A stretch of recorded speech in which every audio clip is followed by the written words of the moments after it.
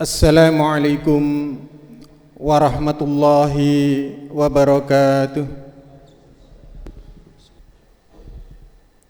Innal hamdalillah nahmaduhu wa nasta'inuhu wa nastaghfiruh wa na'udzu billahi min shururi anfusina wa sayyiati a'malina. May yahdihillahu fala mudilla lahu wa may yudlil fala hadiya lahu. Ashhadu an la ilaha illallah wahdahu la syarika lah wa ashhadu anna Muhammadan abduhu wa rasuluh. Ya ayyuhan nas usikum wa iyaya bitaqwallah faqad fazal muttaqun. Allahumma salli ala sayyidina Muhammad wa ala alihi wa sahbihi ajma'in, amma ba'd. Qala ta'ala ya ayyuhalladzina amanu taqullaha haqqa tuqatih wa la tamutunna illa wa antum muslimun. Wa qala aidan ya ayyuhalladzina amanu dakhulu fis silmi kaffah wa la tattabi'u khutuwatis syaitan innahu lakum aduwwum mubin. Shadaqallahul azim. Hadirin jamaah Jumat rahimakumullah, marilah kita senantiasa memanjatkan puji syukur kehadirat Allah Subhanahu wa taala, karena sampai detik ini kita masih diberikan berbagai macam nikmat.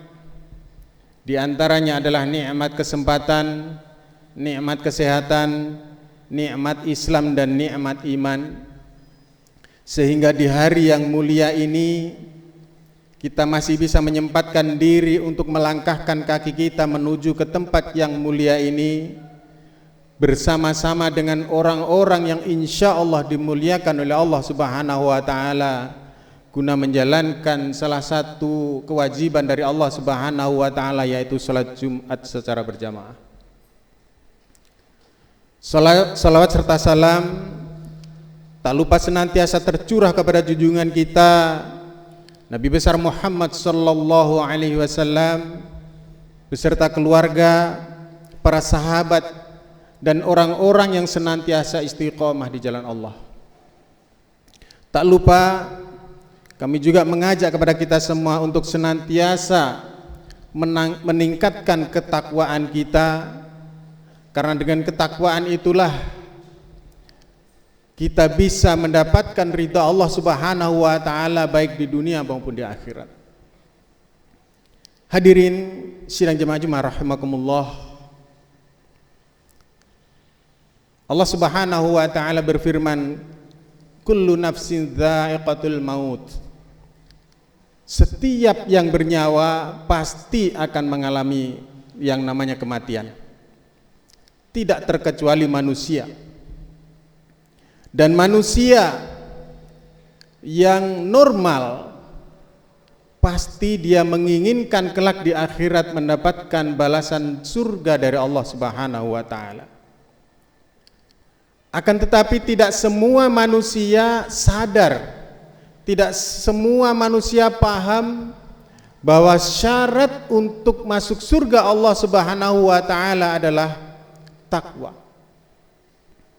Takwa dalam hal ini adalah apapun yang diperintahkan oleh Allah Subhanahu wa taala dan apapun yang dilarangnya, maka sikap orang yang bertakwa adalah sami'na wa ata'na, mendengar dan taat, mendengar dan melaksanakan apa yang diperintahkan oleh Allah dan meninggalkan apa yang dilarangnya, baik itu masuk akal maupun tidak menurut dirinya.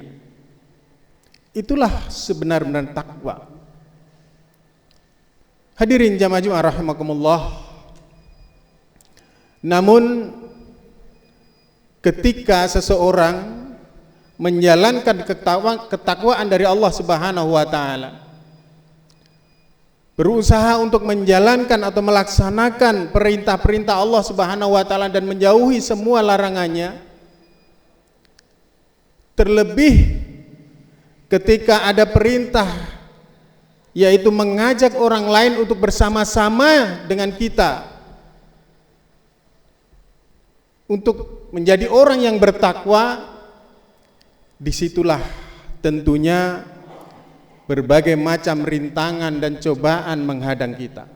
Tidak semudah atau tidak seindah apa yang kita bayangkan. Sebagaimana firman Allah Subhanahu wa taala di dalam surat An-Nisa ayat 61. Wa idza qila lahum ta'alu ila ma anzalallahu wa ila ar-rasul, apabila dikatakan kepada mereka marilah patuh kepada apa-apa yang telah diturunkan oleh Allah dan patuh kepada Rasul, yaitu patuh kepada Al-Quran dan As-Sunnah, ra'aital munafiqina yasudduna 'anka sududa, niscaya engkau akan melihat orang-orang munafik itu berusaha sekuat tenaga menghalang-halangi mereka mendekatimu. Sudah tercantum di dalam Al-Quran, diabadikan di dalam Al-Quran, bahwa ketika kita berusaha untuk bertakwa kemudian mengajak orang lain untuk bersama-sama kita, maka pasti ada orang-orang munafik berusaha sekuat tenaga menghalang-halangi kita, menghalang-halangi orang lain untuk bersama-sama kita. Kita akan difitnah, ini aliran sesat, ini radikal, ini bahkan sampai dikatakan teroris dan seterusnya. Semua ini fakta terjadi di sekitar kita. Dan memang perintah Allah Subhanahu wa taala itu kadang-kadang tidak masuk akal dan bahkan tidak manusiawi menurut manusia. Satu contoh, perintah Allah Subhanahu wa taala kepada Nabi Nuh alaihissalam. Saat itu Allah Subhanahu wa taala memerintahkan kepada Nabi Nuh alaihissalam untuk membuat bahtera, membuat kapal di atas gunung. Ini tentunya perintah yang tidak masuk akal. Kenapa? Karena lazimnya orang membuat kapal itu di laut. Akan tetapi ini Nabi Nuh alaihissalam diperintahkan oleh Allah Subhanahu wa taala membuat kapal di atas gunung. Lalu apa yang dilakukan oleh Nabi Nuh alaihissalam? Sami'na wa ata'na, mendengar dan taat, mendengar dan melaksanakan apa yang diperintahkan oleh Allah Subhanahu wa taala, baik itu masuk akal maupun tidak. Hingga pada saat itu ketika Nabi Nuh alaihissalam mulai membuat bahtera tersebut, banyak orang-orang di sekitarnya mencela, mencemooh. Namun lagi-lagi yang dilakukan oleh Nabi Nuh alaihissalam hanyalah sami'na wa ata'na. Begitu yakin bahwa yang diperintahkan oleh Allah Subhanahu wa taala pastilah baik dan apa yang dilarangnya pasti buruk. Walaupun menurut manusia, walaupun menurut dirinya itu berlawanan. Dan kemudian singkat cerita, ketika jadi bahtera tersebut, kapal tersebut sudah jadi dibuatnya, lalu Allah Subhanahu wa taala mengirimkan banjir sampai mencapai gunung tersebut. Dan ini tidak pernah disangka oleh Nabi Nuh alaihissalam. Yang dilakukan hanyalah sami'na wa ata'na, mendengar dan taat apa yang diperintahkan oleh Allah Subhanahu wa taala. Kemudian Nabi Nuh alaihissalam dan beserta pengikut-pengikutnya selamat baik dunia maupun akhirat. Contoh yang berikutnya yaitu perintah Allah Subhanahu wa taala kepada Nabi Musa alaihissalam. Saat itu Nabi Musa alaihissalam berada dalam kondisi terjepit antara lautan dan pasukan Fir'aun yang memburu, yang mengejar, ingin membunuhnya. Nabi Musa alaihissalam beserta pengikut-pengikutnya saat itu sudah keadaan yang genting. Maju lautan, mundur pasukan Fir'aun yang siap untuk membantainya. Apa perintah Allah pada saat itu? Nabi Musa alaihissalam diperintahkan untuk memukulkan tongkatnya di batu karang. Tentunya ini pun menurut kita perintah yang tidak masuk akal. Karena apa? Tidak ada hubungannya sama sekali dengan kondisi yang begitu terjepit antara lautan dan pasukan Fir'aun dengan memukulkan tongkat di batu karang. Namun apa yang terjadi? ketika dipukulkan tongkat di batu karang kemudian lautan terbelah.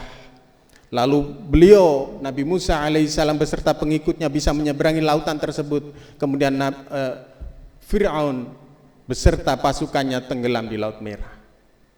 Yang dilakukan Nabi Musa hanyalah sami'na wa ata'na, mendengar dan taat, walaupun itu tidak masuk akal. Hadirin jamaah Jumat rahimakumullah.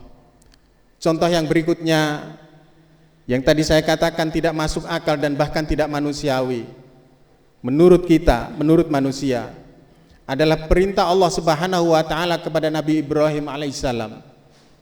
Saat itu beliau menginginkan mendambakan seorang anak bertahun-tahun lamanya. Satu riwayat menyebutkan 80 tahun lebih mendambakan seorang anak.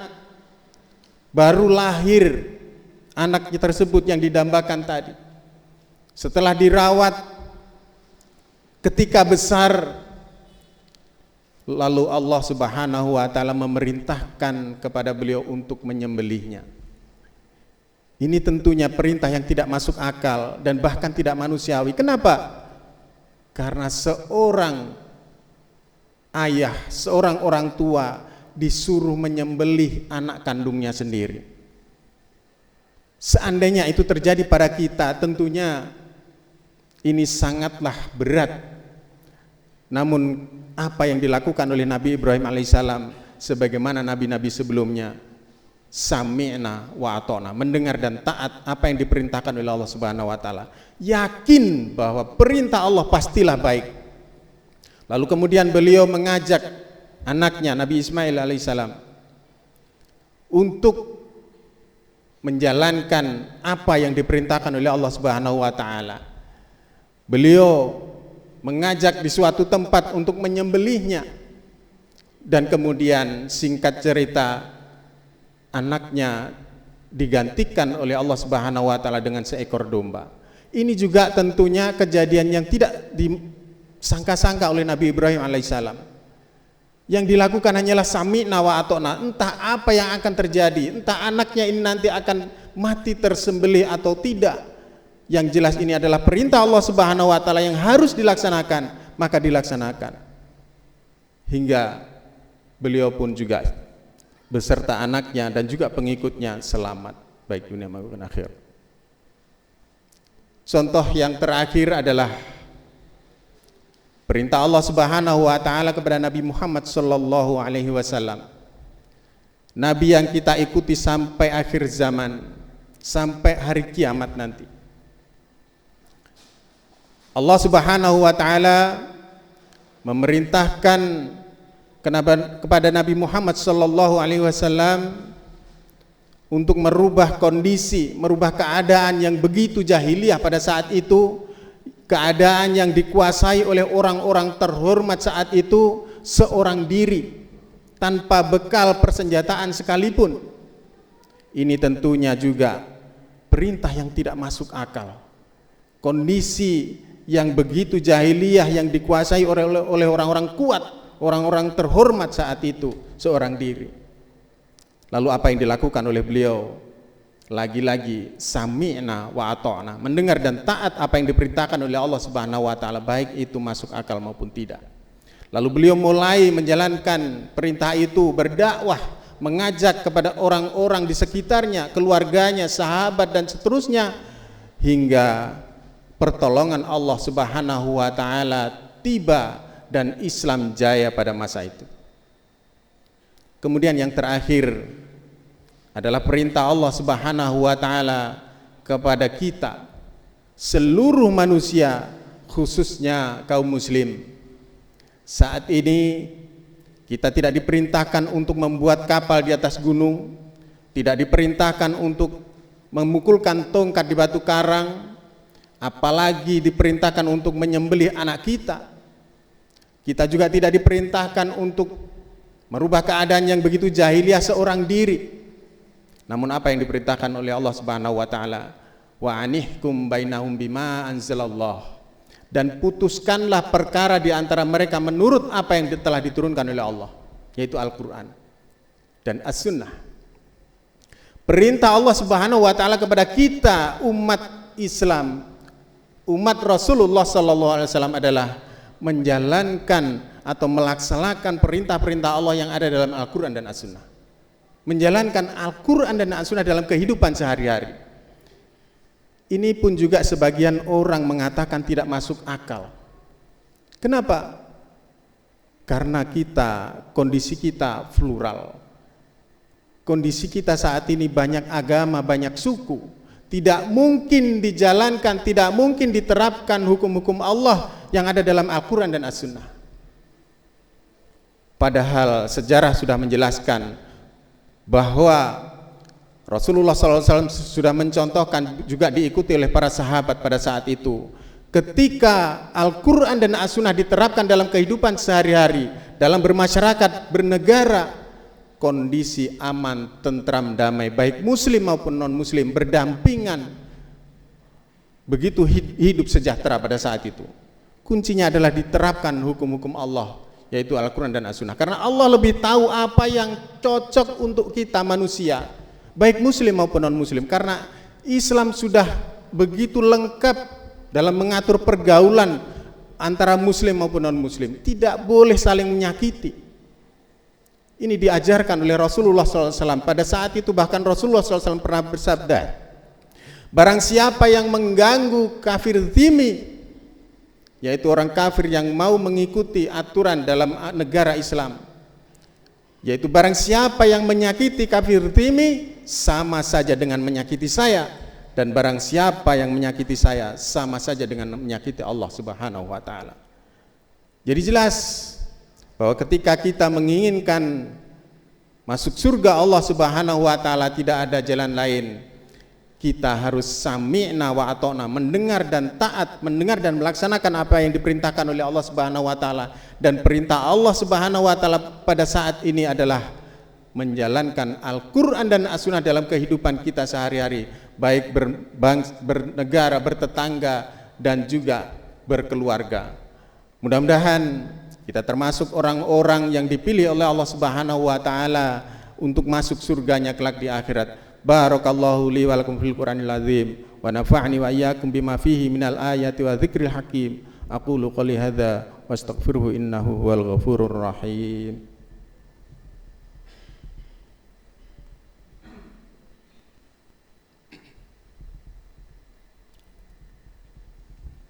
Alhamdulillahi ala ihsanihi wasyukru lahu ala taufiqihi wa imtinanihi. Ashhadu an la ilaha illallah wahdahu la syarika lah, wa ashhadu anna Muhammadan abduhu wa rasuluh. Ya ayyuhalladzina amanu taqullaha haqqa tuqatih wa la tamutunna illa wa antum muslimun. Allahumma salli ala Muhammad wa ala ali Muhammad kama sallaita ala Ibrahim wa ala ali Ibrahim, wa barik ala Muhammad wa ala ali Muhammad kama barakta ala Ibrahim wa ala ali Ibrahim fil alamin innaka Hamidum Majid. Allahumma ighfir lil muslimina wal muslimat wal mu'minina wal mu'minat al ahya'i minhum wal amwat innaka ala kulli syai'in qadir. Allahumma arinal haqqa haqqa warzuqna tiba'ah wa arinal batila batila warzuqna jitinabah. Rabbana zalamna anfusana wa illam taghfir lana wa tarhamna lanakunanna minal khasirin. Allahumma inna nas'aluka khilafatar rasyidah ala minhajin nubuwah tu'izzu bihal islam wa ahlah wa tudhillu bihal kufra wa ahlah. Innaka ala kulli syai'in qadir. Rabbana atina fid dunya hasanah wa fil akhirati hasanah wa qina adzabannar. Subhana rabbika rabbil izzati amma yasifun wa salamun alal mursalin walhamdulillahi rabbil alamin. Ibadallah, innallaha ya'murukum bil adli wal ihsan wa ita'i dzil qurba wa yanha 'anil fahsya'i wal munkar wal baghi ya'idzukum la'allakum tadhakkarun. Wa la dzikrullahi akbar wallahu ya'lamu ma tasna'un. Aqimus shalah.